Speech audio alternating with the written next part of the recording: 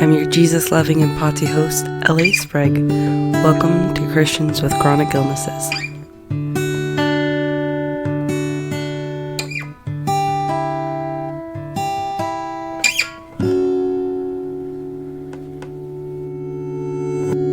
Okay, so I'm so excited because today we get to interview Karlie Clee. Thanks so much for being with us. Thank you for having me. I'm excited. Yeah. I've always been the host, never have been. Oh, cool. So, Yeah, yeah. do you still have a podcast or? I don't anymore. Me and my best friend did when I first moved, and then she has 3 kids since then, so Wow, I'm all okay. too busy. Yeah. Yeah, understandable. Well, what was your podcast? Is it still like discoverable on any platforms? Yeah, it's called Finding the Light. Oh, So it should be on like Spotify and stuff? Spotify, I think Apple. Oh, cool. I think it's on there somewhere. Yeah. Nice. Okay. Well, shout out to Finding the Light then. That's awesome. Okay, Karlie, so why don't you tell us a little bit about yourself? Who is Karlie Clee? Who am I? I am a born and raised Canadian Oh, from Alberta, I don't know Canada. why that's not what I was expecting you to say. Like, I'm proud of that. I am a mom of 2 boys who are 12 and 10. I have been married for 13 years. I'm 32, so I've got married young, had kids young. Part of my story. It's just part of my story, yeah. but um and I'm chronically ill with a lot of things. But God is guiding my life right now, guided us to where we are. We now live in Tennessee. So And from Canada to Tennessee. yeah, went from Canada to Texas to Tennessee. So yeah, I'm chronically ill with way too many things now. Aw. But I, my mission, well, not mission, I guess when I found you wanting to podcast with people, I do like sharing my story now because other people have said like it has helped them on their journey and going through like so much pain and all of the things with doctors for so long. I'm like, okay, there has to be a purpose to this. Like my pain needs a purpose, if that makes sense to you. Yeah. Yeah. Try to make the best out of the suffering and wondering like, okay, God, are you going to use this or is this just like fruitless pain? Yeah. Yeah, yeah, for sure. Aww. Well, I'm really glad that you're like willing to share your story and that you're wanting to create something good out of it because it can be easy, I think, just to be stuck in the pain. And so it's really bold of you to want to share your story. So thank you. Yes, thank you. Yeah. Okay. Well, what would you say? So you had a podcast at one point. So what would you say are some other passions of yours? Like, what are things that you like to do? Hobbies, passions? Um, I used to love to work at. Fortunately, I can't anymore. Um, I You like said you love to work, like period, like like no, any. oh, sorry, workout, like Oh, exercise. I used workout. to love it. Okay. I was like my main go-to for Mm, stress relief. yeah. And then that turned into walking my dog Oh, instead, yeah. which turned it into I am slowly sometimes able to walk the dog. So Oh, small wins. I yeah. love to read. I need to make more time to sit and just actually read a book instead of just doing, not just doing reading the Bible and things also Right. important too, but sometimes I get Yeah, sometimes I'm like, what are my passions? I don't Yeah, know. right. My Oh. parents, like, I mean, you had mentioned to me that you're a part of a ministry called, what is it, Broken and Mended, oh yeah, so right? that So you is seem a pretty big passionate passion. about that. Why don't you plug that? What's Broken So and Mended? Broken and Mended, I found January of 2025. Last year was about like 4 months of God kept being like, "Okay, just wait. Like I'll reveal what you're meant to do, but just wait." And that's really hard to do sometimes when you get that message and when you're in that prayer and he's Hmm. like, "It's okay. Like you're doing what you need to. You need to just rest and just wait." And I was like, "Okay, I'm waiting." And then Hmm. I shared my testimony or my second part of my testimony because it's long Yeah. at church, right? It was, I think, on my birthday, actually. Aw. So, the beginning of January. And I am not kidding. That night, I started like Googling ministries like for Christians, like with chronic health and stuff. And I found Broken and Mended. So I messaged David, who is the founder of it, and I was like, "Can I be in your podcast?" And he's like, "Well, how about you join one of my groups and Hmm. you can talk like a little bit." And then, so I did that. He does a support group on Zoom right now. It is kind of like a tricky time right now because a lot of people don't. It's hard to connect through Zoom. Hmm. But as you know, like being chronically ill, it's hard to connect in person as well sometimes. Yeah, it's just But hard we're to working through commit. that. Yeah, it's hard to commit in general because you never know what your health is Yeah, gonna do from day to day. So. for sure. Exactly. But I went on his first call and I talked for probably more than my 10 minutes. And after that, I was just exploring his page and I'm like, "Do you think I could be one of your leaders?" And he said, "Absolutely." Like, Oh. so I did the training for that. It's just some videos and stuff, and I Yeah. opened my own Facebook page for it. So I have a very close group of, Hmm. they're all women right now, and that's my passion probably, yeah, like you said. Yeah. I So. talk to them daily. Sometimes it's like just a simple post. David did write, he has 30 different devotionals based Wow. on chronic, based on like the issues we deal with, like how it affects our families, how it affects like financially, how to budget our emotions, how to like Hmm. budget our good times, I guess. Yeah. Yeah. Because, sometimes you have to sacrifice those moments and like, you're like, oh, okay, I know I'm not gonna feel great later, but Right. it's worth it to do. Yeah, for sure. You have to make those decisions. Yeah. And so it's just so well-rounded. And he couldn't, his story, if you go on the website, he does a little video and he said he couldn't find anything like that. Like even in the Bible, there's Hmm. like a few instances of people being healed and things. But he said he couldn't find anything. So he was a pastor. He just became a full-time um I don't know, corporate for Broken and Mended. And God asked him or called upon him to, he's like, well, why don't you write the books? Why don't you write the help? Yeah. And I am so grateful that he did because I'm not even, Yeah. I'm just on book two. I go through it with we took summer off and now we just jump back in. So we're on Yeah. week So book two. what are the books? So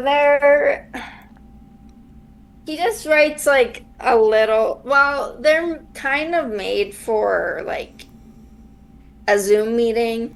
But what I do and what works best for my group is like I'll like this one, for example, is called Accepting Change. And then there'll be like a devotional what that he wrote. So I'll read it and then Mm. I'll just type the questions like on Canva and post them in the group so Yeah. we can discuss like their answers and Dude, that's stuff. so cool. So So I love doing that. if someone wants to get connected with this ministry, with the support group, how do they do that? Like what do they look up? So you can go if you just Google Broken and Mended, we can I'll also put it in the notes. Um, they have a website. If you go on Instagram, I actually recently just took over their Instagram account. So Nice. anything you see on there is things I've posted. A lot of it is David's words, and I just Yeah. take them out and there's been a lot more engagement on there. And I know some people say like, "Oh, social media is bad or this or that," but I think it's what you make it. And Yeah. I've found a lot of people to connect Yeah. with. Dude, that's awesome. That's awesome. So yeah, if you Okay. go on Instagram, I think it's at Broken and Mended Ministry. Okay. Okay, Yeah, sweet. I That's think we can. Yeah, and then on Facebook, there's a page on there. And if you go on, the easiest way to get plugged into my private group would be you can just email my personal email or go on Instagram and message me on there, and then I can set you up if that's something someone's interested in doing. okay, sweet. Yeah, I think that's such a neat, like, beautiful idea to have support groups specifically for us chronically ill friends. So I It think that's is. I love beautiful. it because Yeah. it there was a period of that waiting where I kind of knew like which direction I wanted to go, but I didn't really want to. I'm not a businessy person. Mm-hmm. Like I don't know that part of it. I don't really want to start my own like company or Right. do Yeah. that. But I was like, what made me happy? That's really what it came down to when I was suffering the most. And I was like, it's when in like a Bible study online or connecting with the people I've met online. And I'm like, oh, why don't I make just a Mm-hmm. chronic illness support group? Yeah. And it's like a private page just on Facebook. And I added my friends, and then they added some of theirs, and yeah, it's been really good. And it has been at moments, and this is where the enemy tries to get in your head. There wasn't much engagement because I tried to do one on Zoom and no one showed up a couple times. Yeah. And then it's like, oh, maybe this isn't my calling. Maybe I shouldn't do this. And I'm like, okay, wait a minute. Like, Yeah. let's talk to someone with through this. Yeah. And I'm like, maybe I need to pivot. And maybe people aren't comfortable on Zoom yet. And Right. maybe Yeah. so then I did a video and I think I did a couple of videos and then again, I got a little bit frustrated, but started messaging me saying, I know like I don't comment much or share much because I'm really shy or Mm. for whatever reason. They had their own personal reasons, which I can totally relate to. But like your videos mean so much to me. And Oh. I'm like, and that's all glory to God right there. Yeah. That I'm like, because I said, even if it's helping one person, I actually love doing them. So I was like, oh, okay, perfect. I'll keep going as long as Yeah. there's someone watching them or Yeah. someone maybe in the future. Because even if you go on there, you can go back and all my previous videos as well. Yeah. So On the Broken and Mended, like what, like uh, there. on my personal page. Oh, So okay, gotcha. yeah. So I Oh, do the Broken and Mended videos on there with my group. So, yeah.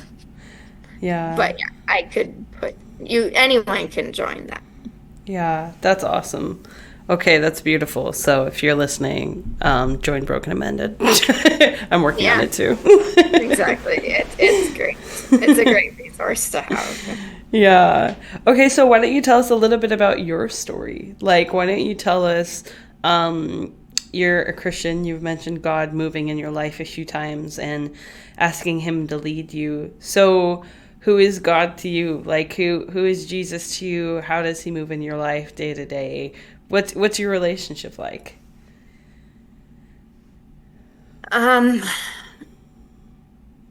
when I was younger, probably like preteen years, my best friend from, I think we were in fifth grade when she moved across the road, and we are still best friends. So she's actually the one who did Finding Light with me, Oh. and we would just start hanging out all the time and stuff. And then I saw that their family went to church, and then I just kind of started becoming part of their family. And Oh. I loved going with them because I loved that community like aspect of it and that like family gathering of it. So, that's when I really started going regularly. And I think probably when I was around 14, I decided to get baptized, which in that church they did as babies, but they were like, sure, we'll figure it out. Like, Hmm. yeah, I got baptized in like just like a Tupperware bin, like a What? plastic bin, and they poured water on me. It's like the biggest thing they could find, and That's I was like, awesome. all right, that works. Yeah, and then my favorite things were always going to Bible camp every summer. Like I'd go with my friends, and that's always when like I'd have such a fire in my soul for Jesus. And then I kind of, fizzle out a little bit. Um, and then now I know. Looking back, I'm like, okay, that was clearly not all my decision-making skills Mm. at that age. But I'm like, wow, the Holy Spirit definitely was very, very strong and insistent in me, which Oh. is amazing. Because if I didn't do things the way I did them, I would not have my kids today. I would not be where I am today. I probably wouldn't be alive today. Wow. So when I met my husband when I was 17, Oh. and I think we talked about this, but jokingly, I was with my mom at the mall and I was like, ooh, that ring's so beautiful. I like it. And I think I texted him that, just totally joking. Like, Mm-hmm. I'm like, we'll probably get married in like a lot of years from now. Yeah. Well, we ended up getting engaged a year after we met, and then we got married a year later. So I Oh. was only 19, and most people thought I was crazy. A Yeah. lot of people thought it was fun because we went to Mexico to get married. So What? What an they're like, adventurous yeah, let's life. go. There were 72 of us who went to Mexico, and I was like, What? wow, I was not expecting that, but it was a fun 72? time. Until I hurt my leg on my wedding night. I tore my Oh. MCL again, like the third Oh time. Kind no. of put a damper on things. That's so Yeah. unfortunate. So but there was such like instinctual feeling, and now like I'm like that was definitely the Holy Spirit speaking to me. Like Yeah. Was there any? like characteristic of God that you feel like was really like pressed upon you, or like what about church? What about church camp? What about the Holy Spirit do you feel kept drawing you to Him? I don't know. I guess just that feeling you get when like you're in his presence, where it's Just like Him. a Oh. God moment, or like I don't know how else to explain it. Me and people from church were always just like, it's just a God thing. Or it'll be like, by God, then like there's something happens. But then God comes in and this happens. At like Bible camp, it was definitely I loved like hearing the worship music and hearing people's testimonies, and they would relate it back to the Bible, which at that time kind of was over my head. Not over my head, but I did get a teenage Bible and that helped a lot. Oh, And like good. we went through it. Yeah. And then yeah, I don't know. I never at the time okay, so I guess backtrack a little bit. 17 is when I first started getting really ill as well. And I nothing compared to what I thought my life would be. But none of my life is what I thought it'd be, and I wouldn't change any of it. So, yeah, it was we got married, and then I kept having like such a strong feeling of like you need to have kids now or never. Like this is your chance. And to me, I was like what? Like that's crazy. Like I'm 19. Why now or never? But I don't know. It was just so strong of like this. I thought it was my own instincts, but now that I'm like very much in a relationship and plugged in with God and a church and everything, I look back and I laugh and I'm like, you thought you made those decisions all on your own? Definitely not. Yeah. And so I'm just grateful my husband was like, sure. He's pretty Wow. easygoing. He's like, so Yeah. we came home with a honeymoon baby, Oh. and yeah, Oh. we were very blessed. And then we had another boy 2 years later. So we have our two boys. I always wanted four kids. My husband wanted none. Well, he was joking mostly, Yeah. but then we did try for a third, and I do. I did miscarry the third, and that was really, really painful, Yeah. both emotionally and physically. Physically, that's when I always said I'd know. I was like, okay, like I can't go through that again. Like that pain Yeah. is too much. Like, so I'm probably all over the place here. That's I okay. Mm.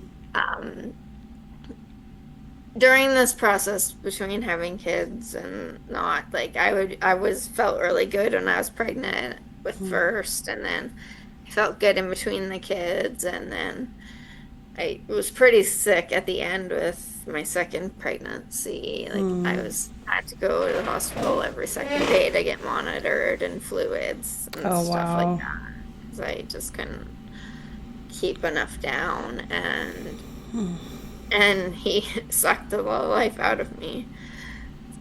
But I was so grateful. I'm like, take whatever you need from me. As long he kept growing and he kept thriving. So Yeah. that was such a blessing too. Yeah. So what are the health issues that gave you complications with your pregnancy, or I guess in general, like what are the chronic illnesses that you struggle with? Well, at that time, because of all those things, they thought I had endometriosis. And there's still a debate about this. There's no records of it.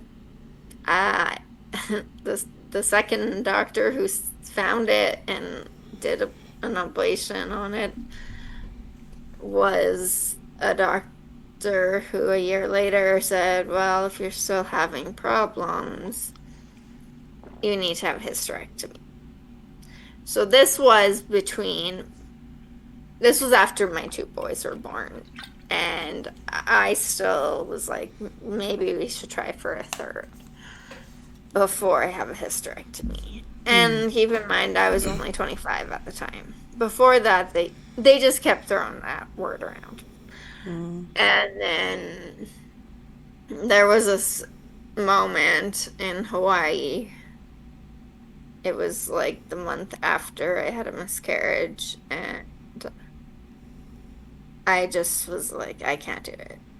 I'm booking a hysterectomy. I can't do this.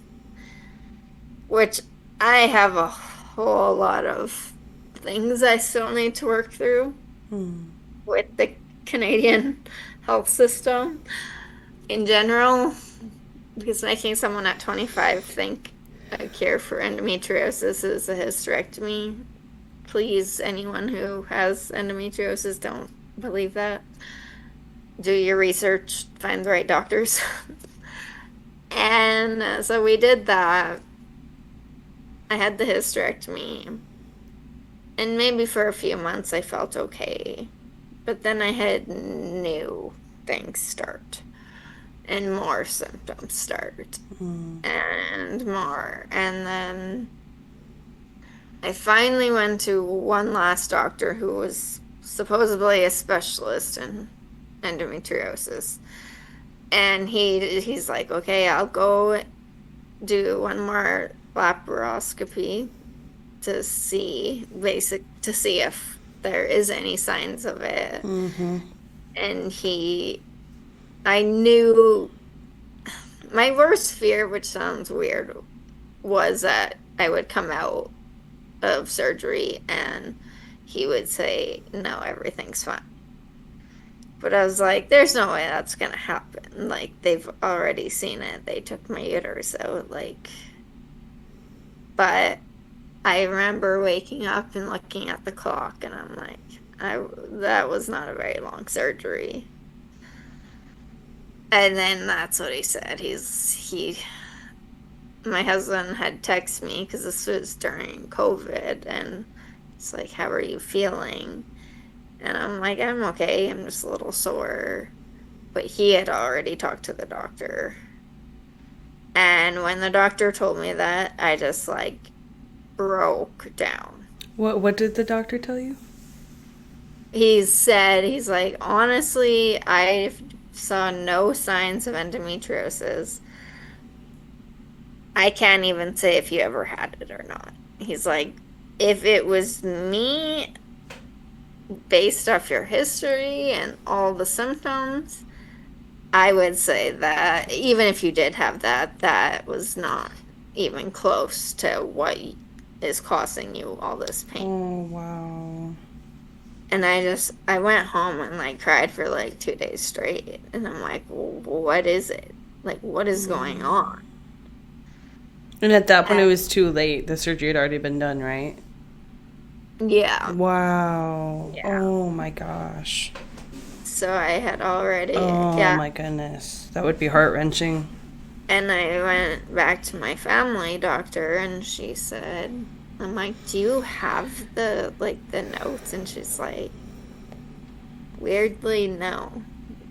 The last surgeon never submitted anything. So Wow. to this day, only God knows what I had, or if I had it, or if I even should have had that surgery. But then I go from, I don't like to stay in the poor me mindset. I was like, okay, figuring this out. I'm figuring something out. So me and my mom sat on my couch and went through everything I had, every symptom, every time I had something go wrong, all these things.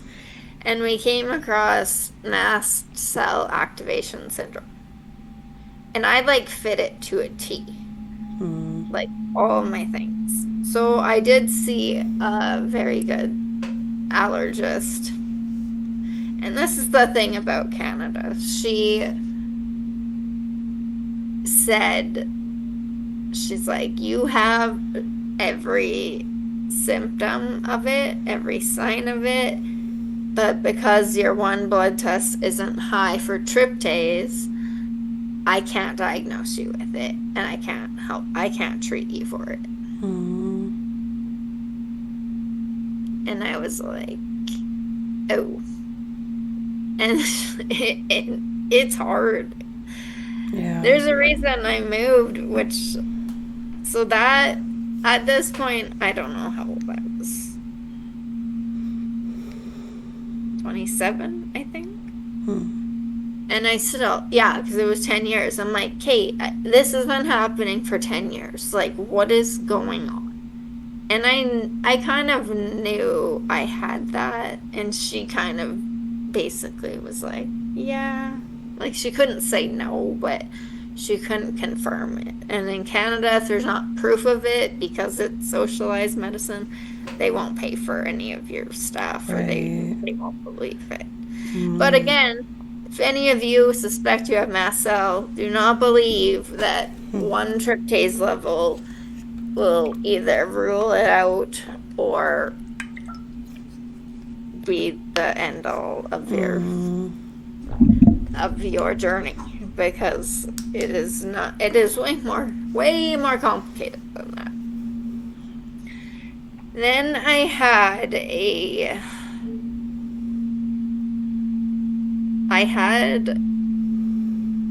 the vaccine, and I'm not gonna get into COVID vaccine things.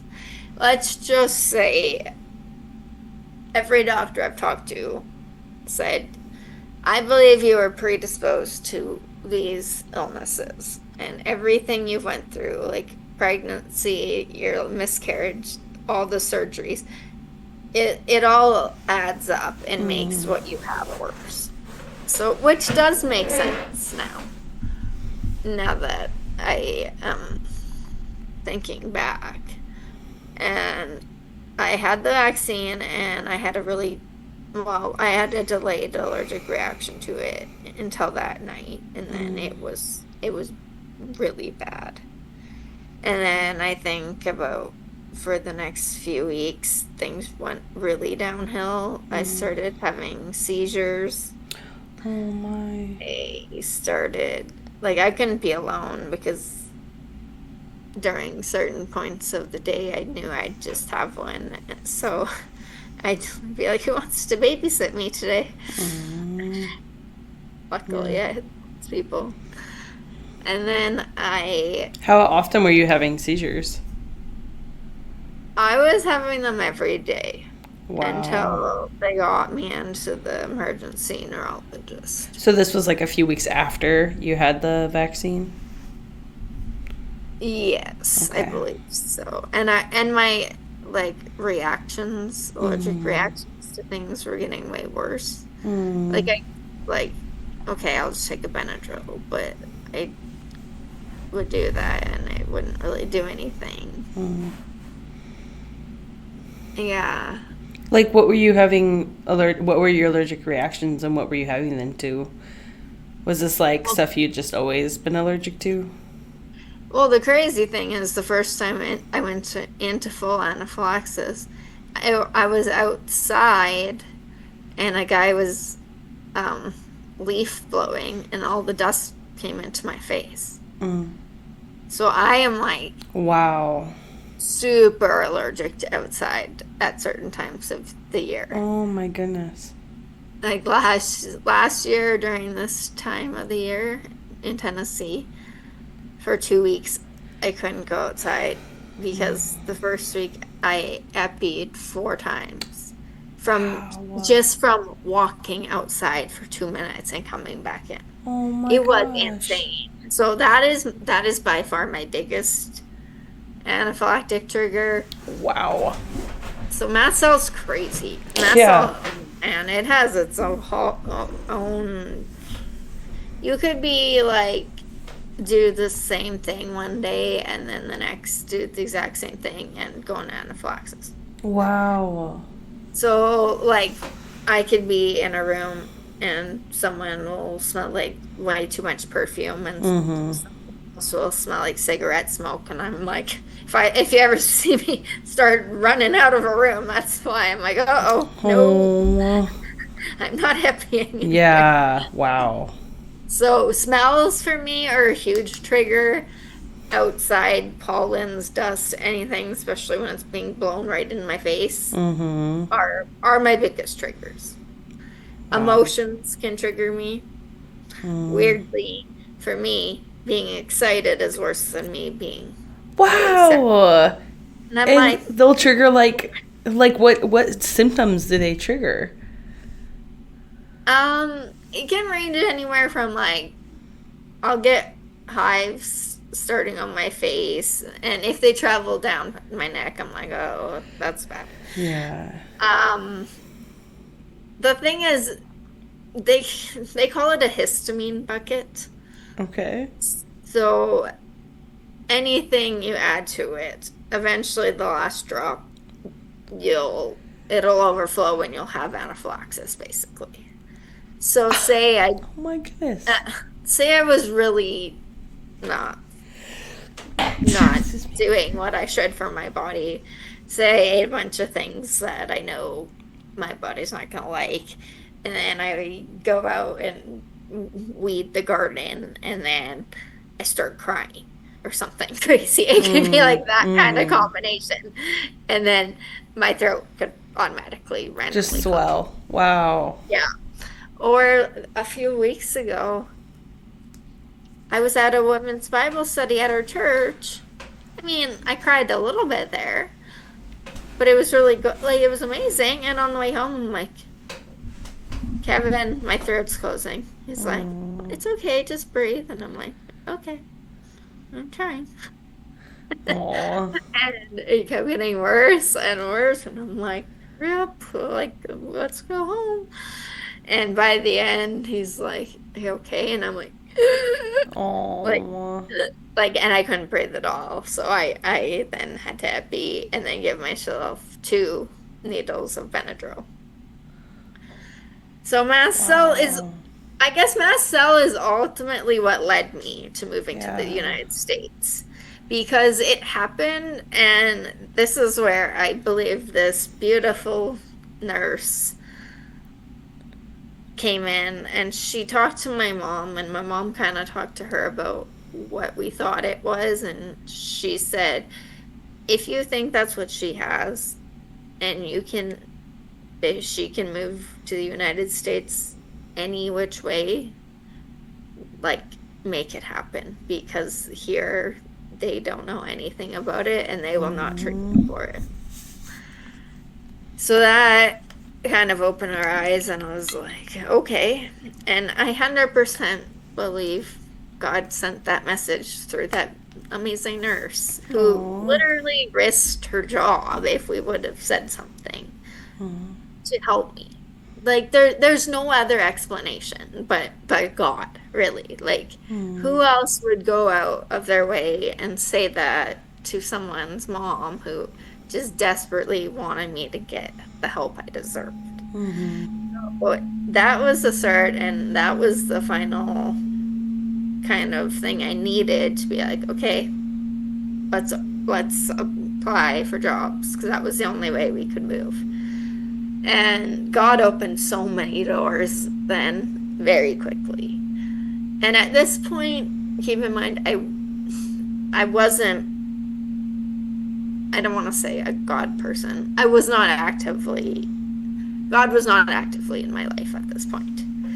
I never didn't believe. I just kind of let it kind of go to the wayside. Mm. So I just was like, okay, let's apply for jobs, and we did, and I don't want to cry, but he was he had an interview within a few days of this one job, and they flew him there at the end of the next week. And Wow. they're like, when can you start? And he's like, what? Like, I Wow. can't even, like, realistically, like, we'd have you tomorrow if we could. And Wow. it has been by far the best company in the world for him to work for. And That's I thank amazing. God every single day for that company. Hmm.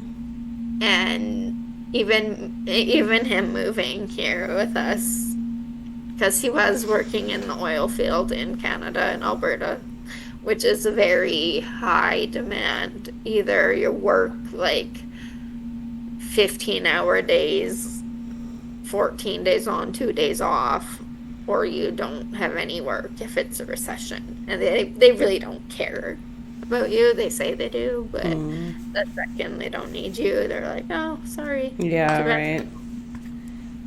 And this job has been so amazing. And I just Hmm. like now looking back, I'm like, thank you, Lord. Like you not only got us here, they had amazing benefits. They're such a family first company, Hmm. even though they're like a huge company now. Even Yeah. since we've moved here, Yeah. they've grown to like, I don't know. Their Christmas party last year was insane. It they truly care. Like Yeah. last Friday, I had fall, which was Hmm. really scary. I called Kevin. Um, Wasn't making much sense. And they're like, go, go to her. oh, So he that's drove awesome. from work home and ended up coming to the hospital with me. Yeah. But yeah, so that was one of the moments. So Yeah. we moved to Texas, which was great. I really did enjoy living there for the first 2 years. But now living in Tennessee, it's much more small town, much more slow pace. I love the town we're in. The Oh, kids I'm love glad. their school. And it was the first time my kids, um, so we moved into one house and I started having seizures again. Mm. And that was March of 2024. I had a bunch of breakthrough seizures. And ultimately, the last one left me wheelchair bound for like 7 months straight. What's a breakthrough seizure? So I hadn't had any for probably about a year. Okay. So, but then within like a week, I had like a bunch in a row and they weren't sure Okay. why.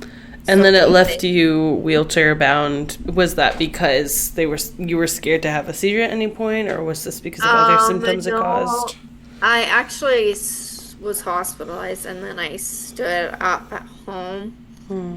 And I have a condition called ankylosing spondylitis, which is an autoimmune condition that causes inflammation and it causes your bones to fuse themselves together. But because I was in a bed for a few days at the hospital, when I stood up to try to walk, I felt like this snapping sensation in my back, and I Oh, couldn't use my legs at all for like 7 months. wow. That must have been so scary. It was terrifying. Wow. And that house we were living in was not at all wheelchair friendly. Oh. And my husband, this was the only time he was working away for this one job. And that was a really hard time. And Yeah. we had only lived there a few months and I felt so bad and my kids were like, I'm like, we're gonna have to move. And they're like, can we at least please stay in the same school? And I'm like, you know what? I'll do everything in my power to make that happen. And at this time, we had been going to a church for a while that we loved, and they were like our family. And it's just an amazing place. And I'm so glad we found it. And I had texted one of my friends from church, and I was joking, kind of. But God knows I wasn't joking. Mm. I texted her and I was like, hey, do you want to pray that I find a house I can live in? Because we're going to be homeless at the end of this month. She's like, oh, absolutely. Can I give you my mom your phone number? She's a realtor. And I'm like, yeah, of course. And her mom, so sweet of her. She doesn't live here, so I think I met her once in person recently, and she's just the sweetest. But she contacted me, and by the end of that Saturday, she's like, I think I found the perfect place. It's all one level. There are like 2 steps to get up, but I'm like, that's fine. And we didn't even see it. And she's like, it's not even posted yet, but I know the people are moving out. And Yeah. that's another one of those moments when it's like, okay, Yeah. Just felt like thank God you. really provided Thank for you, you. God. And I Yeah. said to her, I'm like, thank you so much. She's like, oh, it was all God. And I'm like, well, thank you for taking your time and like Yeah. letting God work through you, because you didn't have to do that, but I'm so grateful for God and for you. So it's just those things, those moments that's like Yeah. when you need something from Him, you can ask for it. And it may not, like when you pray for something you need, He will provide. And it might not look the way you thought it would look. I never thought it would look like me living in Tennessee with just Right. me, my husband, and kids. But it will, your answers will be, or your prayers will be answered in some way, in the way that they're meant to, and in God's timing. And that's something I really had to learn. Yeah. Like, they're not always overnight. They're not always even what you think the answer's gonna be, but they do happen. Yeah. Yeah. So I guess going back to my well, yes. So that my diagnosis basically, I have a connective tissue disorder. They think it's Ehlers-Danlos syndrome. And I have dysautonomia, which basically dysautonomia controls your whole autonomic nervous system. So your heart rate, your like breathing, your digestion, anything you don't, most people don't have to think about, right? Like Yeah. it's autonomic, like automatically your body Yeah. just should do it. Mine, your blood pressure rate. And I think, I know you have POTS. I have a form of POTS too. I just have all, yeah, like, I don't even know. I have so many things, but they're all like comorbidities basically of having this connective tissue disorder. Yeah. And all those things added in kind of led me to being stuck in that wheelchair. And, Yeah. but So, sorry. so I went, I guess, there was one day in Texas where my son, I think he was like 7 at the time, came up to me and he's like, Mom, can we go to that church right down the road? The Holy Spirit really wants me to go there. And I was like, absolutely, if that's what you want to do. And that's kind of my first step into fully emerging back into the church and building that community and finding that relationship with God and getting to where I am. It was through, and it was because he remembered one thing in grade 1 about his teacher talking about the Holy Spirit at Christmas. And it's so amazing how God works, like through my little boy's eyes and asking me to go to church with him. That's so cute. It's just so, I love it, and his heart is just so special, and that's how I ended up fully going to God. Yeah. And I don't know honestly how I did any of it without him. Like looking back, I now am like beyond grateful for all my, like, for my past church who prayed for me this whole time, and for all my support people who did believe for me, prayed for me. And I never really understood the power of that. Like, I'd be like, yeah, sure, you can pray for me, but I didn't like wholeheartedly like not believe. I was just, it was just a thing. Yeah. But now I'm like, wow, like if someone asked me that, I'm like so honored and privileged, and I'm Oh. like, that means so much to me when people, because I truly believe that got me through when I wasn't actively praying or being there, that other people were that for me Yeah. until I found my way back. And I don't think God ever left me, or the Holy Spirit ever left me, truly. I think other people were praying for me, and he kind of chases after you, and like he's always there. You just have to reach out for him and get to that point. And when my son asked me for that, I was like, wow. And kind of never went back. And I would never go back because I could not survive all these illnesses without him. There is no way ever. Yeah. I'm so glad that God brought you back to him. And I think it's so pure that he did so through like the faith of a child, and specifically your child. That is so pure. I know it is. It was out of nowhere. I was just like, oh, like, sure. Ugh, that's so sweet. God I bless your kid love for it. that.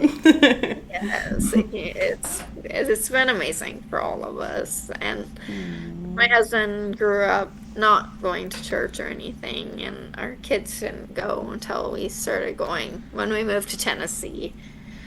In Texas, it was kind of around the time we were debating if we had to move. So we did go to that one church for a little while. And then when we moved here, I was like, I know I need to find a church community. Like, I need this. I need this for myself, for my family, to be the best version of me, to get through the hardest times, the best times, all of it. So you found church to be really helpful for you as well. Yes, it is definitely the highlight of my week, probably. So what about the church did you find helpful for your experience? Right away they were like extremely friendly. Like I knew. Well, I walked in by myself. I went by myself for the first time, and my pastor.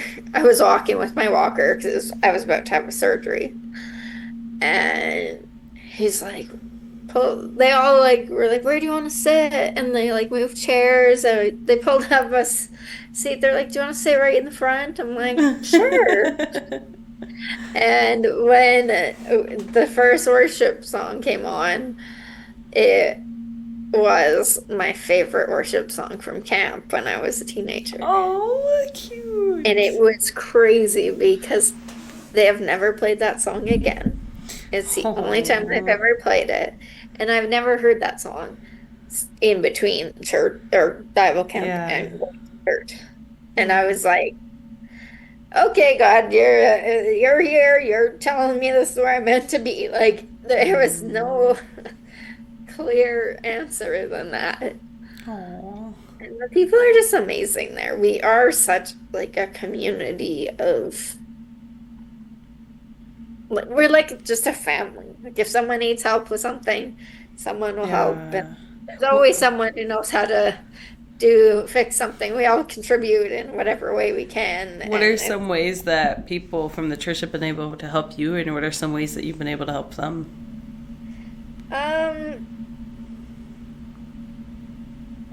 If I need a ride somewhere to an appointment, they've helped. Or a lot of times, if I'm just in so much pain, we have a ladies' Facebook page, and I'll just be like, please pray I'm not gonna have a pain seizure, or just knowing that. And they're always like right on it, like, yeah, praying right now, like, do you need anything? And I've become really good friends with a lot of people. I actually yesterday went to a couple's house. He's just like the sweetest man, and they live in a different town, but I had an appointment. I was like, oh, can I come over and chat? And I was there for way too long because my kids, I'm like, oh, their bus is getting home. I gotta go. And yeah, it just felt like home. And That's awesome. yeah, it's been really good. Have you had any trouble, like you mentioned how, like you went to a women's group once and then like by the end of it you started having, a really bad, like your throat was swelling up and a really bad allergic reaction.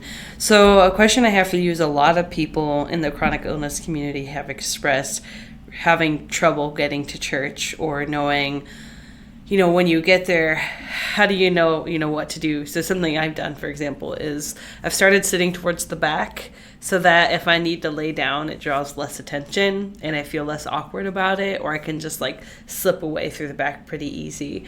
But have you had any of those experiences where it's been hard being in church? And then also, how have you accommodated for yourself, or how's the church accommodated for those needs?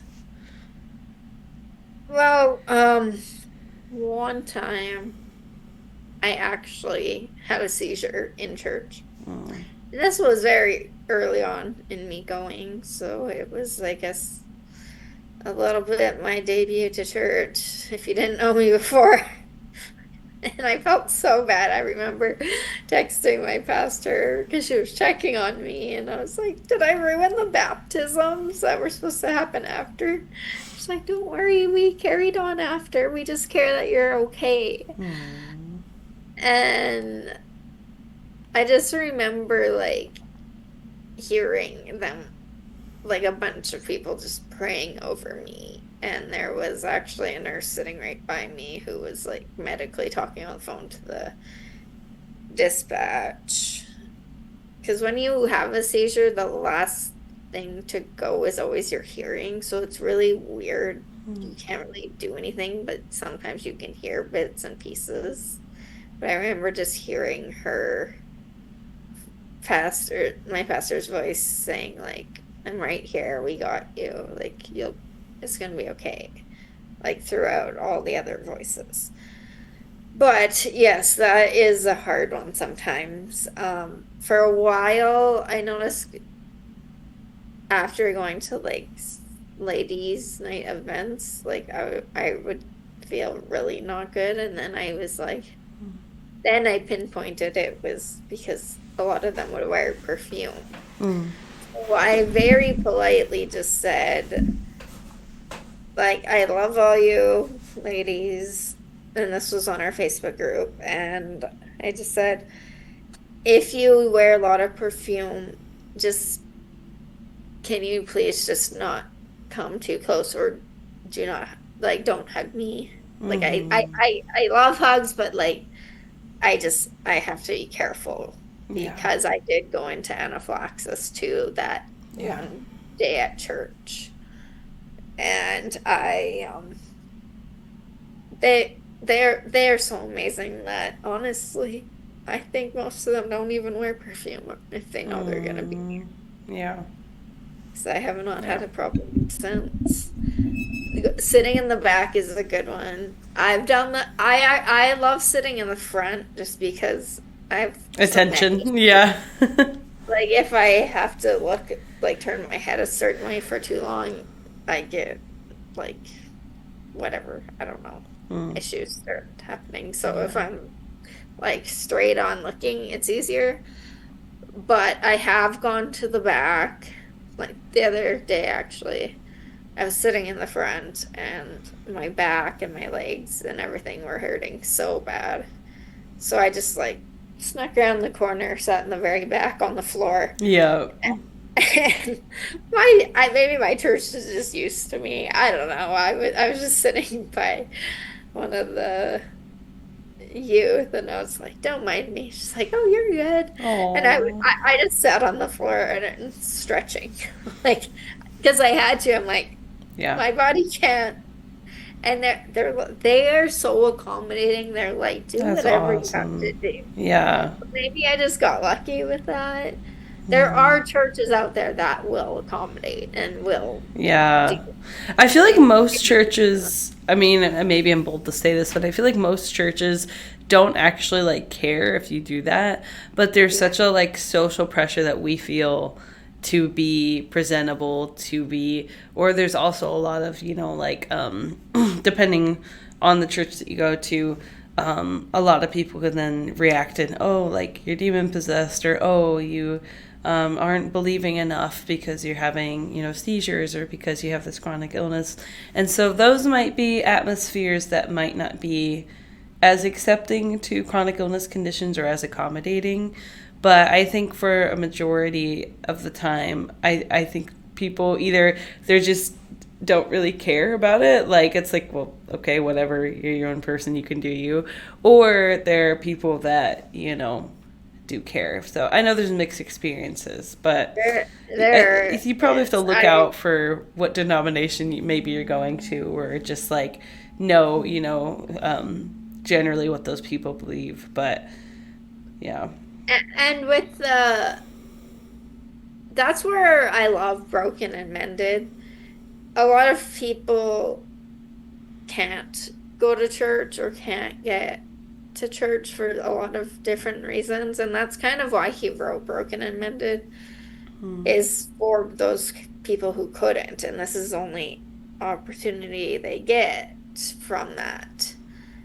But I agree with you. I think sometimes we just have to maybe pray on it, and then if your church is not accepting of your illnesses and willing to accommodate, personally, I would say that's not the right place for you Mm-hmm. because there are so many. And if they want, I believe that Jesus would be like so what? Yeah. Like Yeah. they can sit in the back. Why does it matter? Yeah, if anything, Oh I feel like he'd yeah, go the extra mile. He'd probably go get you a glass of exactly. water, or turn off the Yeah, lights, or whatever you that. need. Yeah, like even in the Bible, like when that woman touched the hem of his, and then all the other people were like, "Who touched him?" Like, "You dirty, filthy woman!" Yeah. Like, don't go. And Mm. he's like, "Whoa!" Like, I know this is not the Right. biblical version, but he's kind of like, "No, who are you?" And then, like, Yeah. her faith is what healed her. He didn't care. He didn't call her dirty or something was wrong with her. Like, how dare you touch me? Yeah. He was the epitome of like, I don't have faith in me, have faith in the world. Like, Yeah. but yeah, because sometimes in the Bible you do read things. It's like, oh, you filthy like person with Mm. leprosy. But today I do think most. Or I would hope most churches would not feel that way. And but some do, and that is sad. And Yeah. that is sometimes I had to experience that like but sometimes we think that's what they're saying and it's maybe not. Yeah, that's true. I think we sometimes, as chronically ill people, might get defensive. I know I do sometimes.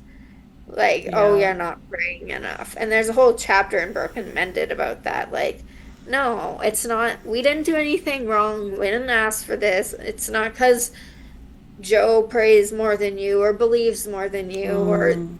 that's not the thing. Yeah. There's, we were dealt these genetics or whatever the case may be. Yeah.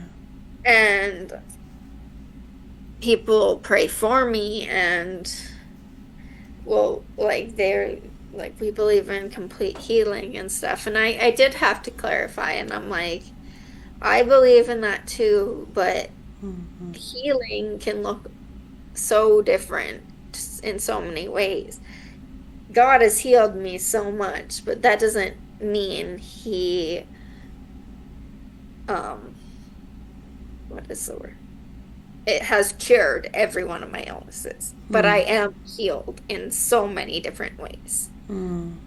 What ways are that? Like, I think that would be really interesting to hear. Like, what ways do you feel that God has healed you, even if he hasn't cured your illness? Um,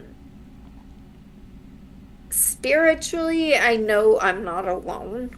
Like when I'm in the hardest depths of pain, I'll put on worship music, and even if I can't pray like the words out loud, I know he's there and I know he's with me, and that it's only a moment in time. It's not forever, and that I will get through it because I've got through it before by myself. But knowing you're not alone in that is huge. Like in an episode or in a period of Yeah. pain or whatever you want to call it, in a flare, you're not alone. And it is sometimes as simple as like, God, I cannot do this. And I've done this. Like, I have no strength left. I have nothing left. Please help me. Like, just, I'm giving it all to you. And and that's what he's there for. And that's what I've learned. You're not made to do this on your own. If you don't have the strength to do it, he will give you the strength to do it.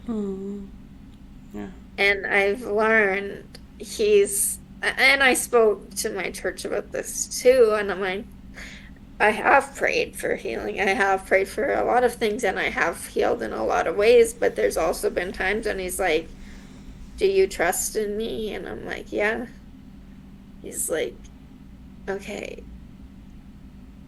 Like, I feel like you can handle this, but I need you to use it to spread the word of it. If that makes any sense. Like, if I can get through this one illness and I can get it under control and I can persevere through it, I need to show others that there is a way to get through it too. And that way is through God's grace and his mercy and his strength that he gives us. That's kind of, I feel like, a role that he kind of not a role he asked me to play, but a role that I have been taken on. Yeah. Yeah. But he has taken, so like, if I had every illness attack me at once, there's 0% chance I could do anything at all. But like, I know he'll, like, I have not had a seizure since that one breakthrough thing. That's awesome. And God honestly was kind of like, okay. I was like, God, I can't handle these. I can't do this. I cannot have another seizure. My neurologists even were like, you can't lose any more brain activity. Like your frontal lobe's now affected by it. And Wow. I was like, please, oh my goodness. like I can't. And he's like, okay, but you need to listen to me. Like I need to be very careful. And I obviously work with a neurologist about it. Yeah. I take my meds, and I have to make sure I take them at the right time, and I have to, like, I can't be somewhere where it's really loud and there's a lot of like strobe lights, or like I could never go to like a crazy concert or anything. Or devastating.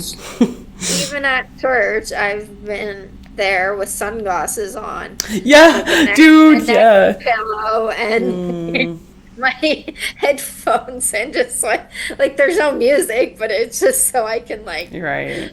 Yeah. stay there. Like you'll ask me the craziest things, and luckily my church is just like, oh, there's Karlie. That's awesome. Yeah. Like they don't even think twice, like or make me feel out of place at all. Oh, that's so, so cool you have that, Karlie. Yeah, so like in some ways he has taken a lot of my illnesses and cure or the way my main doctor in Cleveland clinic when I went said it is we're trying to put as many like to bed as possible. Or like, Mm, hey, okay, let's try to calm as many down as we can. yeah. Make and with my epilepsy, we have been able to do that. But I also know I have to be careful.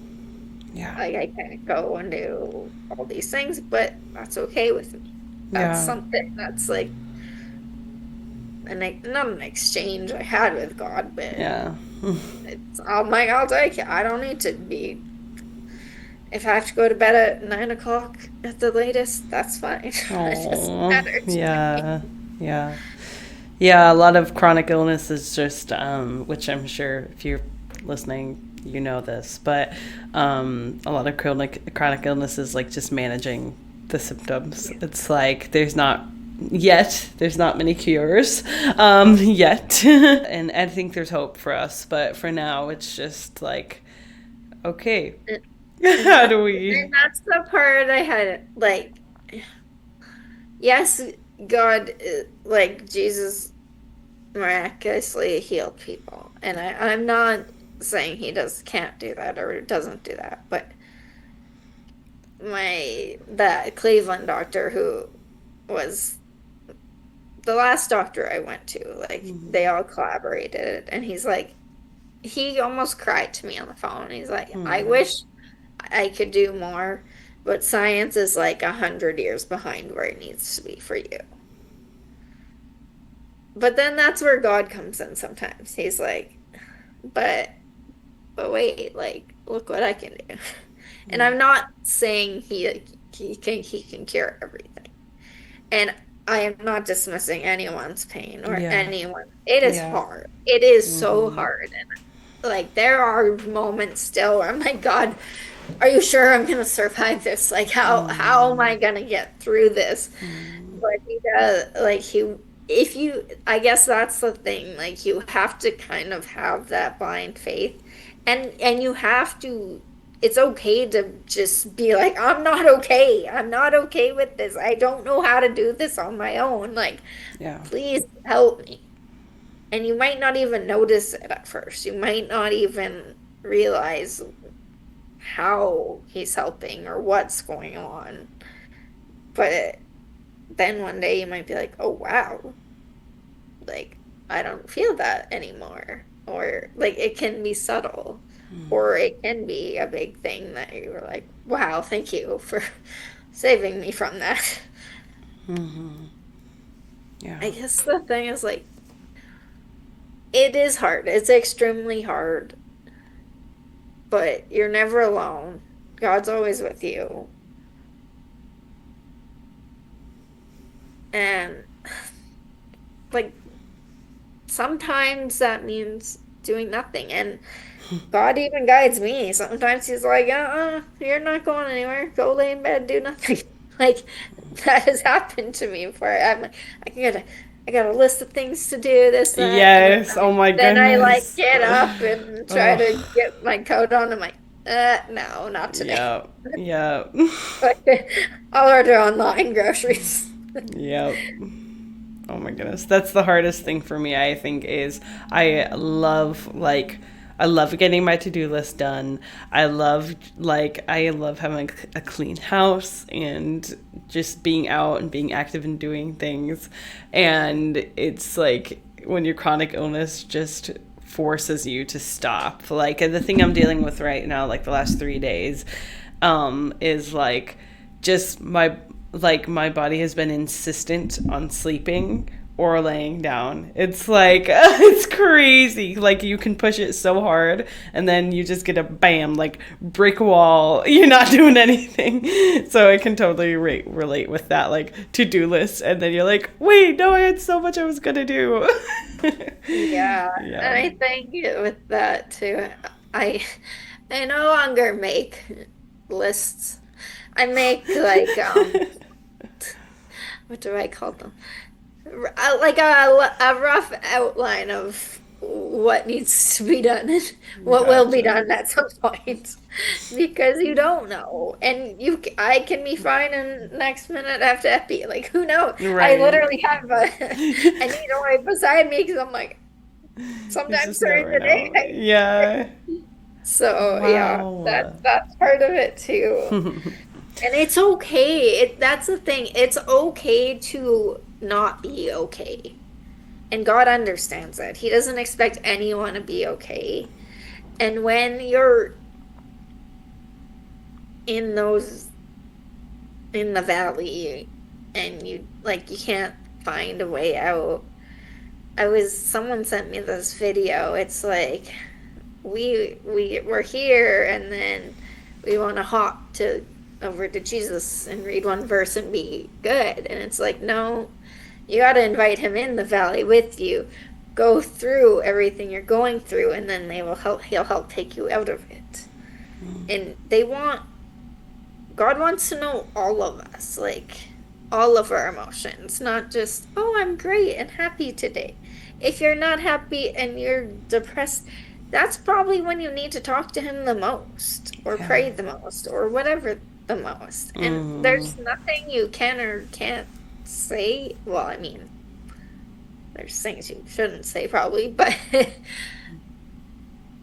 I guess I've learned that, like, he already knows what you're thinking anyway. Yeah. Like, exactly. He knows it all. So you might as well go to him and give it to him. When I finally learned, when I'm in a lot of pain, I think someone sent me a song and it was about, like, just be still or something like that, and it, like, changed everything. And I was like, you can just let go and just picture yourself in his arms, and, like, he will catch you when you fall. He will be there when you're still. He will be there. Like, you don't always have to save yourself. And doctors don't know everything. And if you're in one of those seasons where you may not have a name for your condition yet, don't let that ever make you feel like you're crazy. And I know that's hard because it took like 10 years plus for me to finally figure out what was wrong with me. And I did. Doctors make you feel so crazy.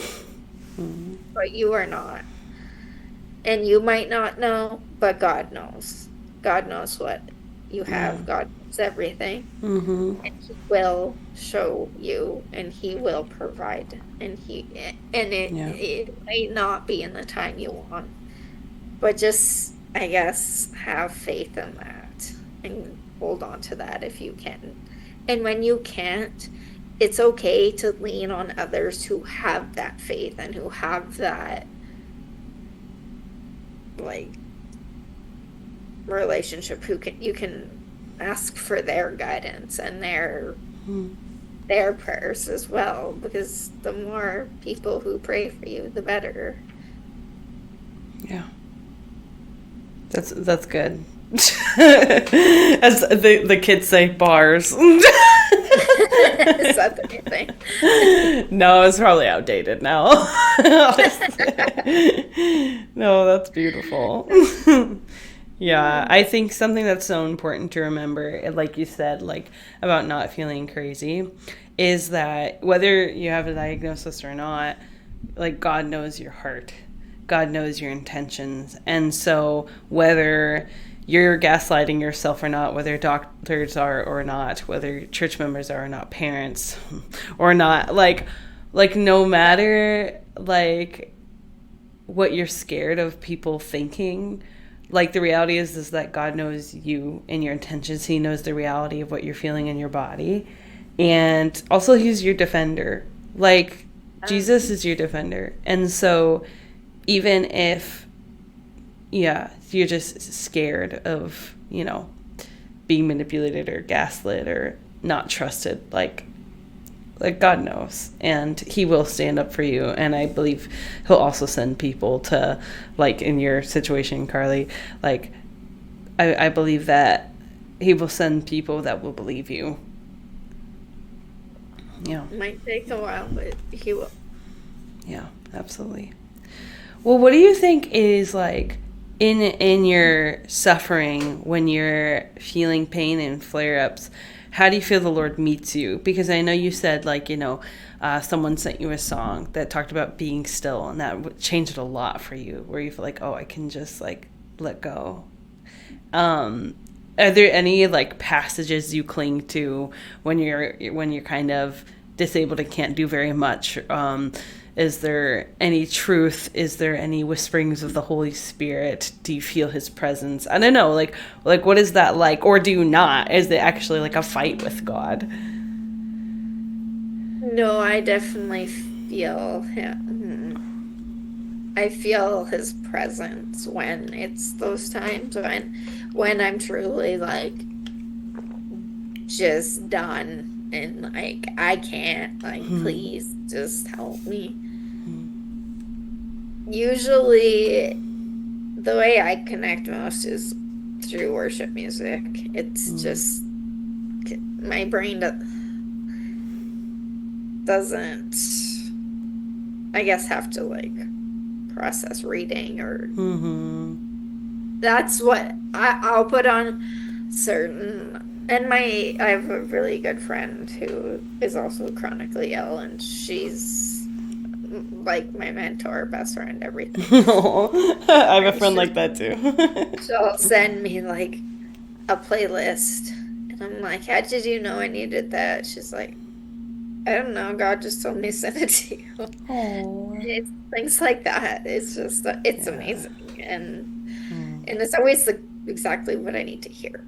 So having having like a prayer partner, whatever you want to call it, someone who can completely relate to you, is amazing and changes everything. She brought me a lot closer to God, and she showed me how you can be chronically ill and you can be a little bit mad or upset before, like, why are you doing this to me? Why is this happening to me? But she showed me how you can do that, but then build that relationship with God. So if you don't have someone like that, then I completely recommend trying to find someone like that. Broken and Mended. That's my goal in Broken and Mended, is to give people that place to go to. And to be completely honest, and there's zero judgment. Yeah. Like you can say, like, it can be something really silly too. Like, my friend said, she's like, do you ever just get mad at the most little ridiculous things? And I'm like, yes, all the time.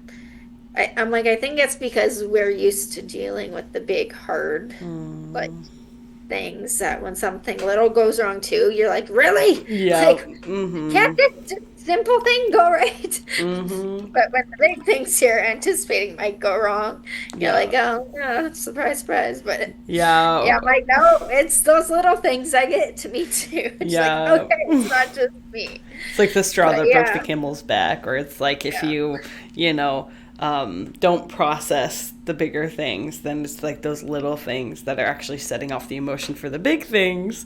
But because you didn't process it, now you're letting it out. And find a way to let it out. Find a way to talk to someone. Like a support group. The support group and this podcast is amazing. Like, when I heard you're doing this, I'm like, this is exactly what needs to happen. Oh, thank you. I guarantee I'm going to listen to so many of them, and hearing other perspectives, you're going to God's gonna like send that to you at the exact moment you need it. Yeah. Like, I guarantee I'll be in a moment of like pure pain, probably stick on one of your podcasts, and Oh. someone will say something. I'll be like, wow, thanks Yeah. God. I really needed to hear that right now. Yeah, that's the prayer. That's the prayer. And for it to, like you said, be a space where people can just genuinely talk about their experience, you know? Yeah. Yeah. You're not, I think the biggest thing is you're not alone because God has you, but there's also people out there like me finding you. I don't know how we found each other on the Yeah. internet, but Yeah. I'm so blessed that I So got to cool. even share my story with you, and I cannot wait to hear other stories as well. Yeah, absolutely. And and say yes. If God is asking you to do something, even especially when it's uncomfortable, like when he first told me to talk and speak to people about my testimony, I was like, what? Yeah. Like, are you me? No, thank Yeah. you. It's more insistent. I'm like, just say yes. Like, I'm sure when at first he's like, I think you should do a podcast. You're like, what? I'm still like that. I'm still like, oh, what am I doing? But to say yes, and so many amazing things will come from that. Yeah. Like saying yes to Broken and Mended, just talking once was like terrifying. And then I was like, I'm all in. And now I'm running his groups and the page, and it's amazing. It's amazing what, and God knows what he's doing when he's asking these things of you. Yeah. Even if it's scary, I promise you it will lead to great things. Yeah, absolutely. Well, thank you so much, Karlie. This has been beautiful. You have a beautiful testimony and such a sweet heart. So thank you for being willing to share your story. And I have no doubt that it has blessed people listening and that they felt very heard and encouraged and very hopeful, you know, to find people that will trust them and be there for them. Thank you for having me. Oh yeah, anytime. Okay, well, thanks so much, and I hope you feel well today. Thank you for being a part of the Christians with Chronic Illnesses community and for tuning into our podcast. Please follow, rate, and subscribe on Apple Podcasts, Spotify, and Patreon. You can also follow our socials at CWCI Podcast. If you're interested in sharing your God-given story, we'd love for you to email us at cwcipodcast@gmail.com. This podcast cannot substitute for medical help and is purely for encouragement and entertainment. Please see your doctor before trying anything mentioned on this show.